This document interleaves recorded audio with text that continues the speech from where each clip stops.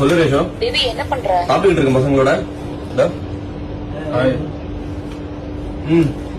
சொல்லுமா. சரி சரி கேளு. இங்க மால்ல ஒரு வாட்ச் பாத்துர்க்கேன். 10,000. வாட்ச் தான் வேணுமா? ஏற்கனவே என்கிட்ட தான் நல்ல வாட்ச் இருக்கு. உனக்கு இல்ல, எனக்கு. ஹலோ ஹலோ பேபி இருக்கியா?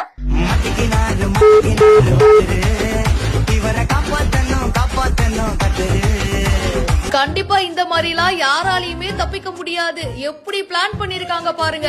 கேர்ள் ஃபிரெண்டு 10,000 ரூபாய்க்கு வாட்ச் கேட்டதும் ஒட்டு மொத்தமா ஃப்ரெண்ட்ஸோட சேர்ந்து என்ன ஒரு ஆக்டிங், ஆஸ்கார் அவார்டே குடுக்கலாம் போலியே.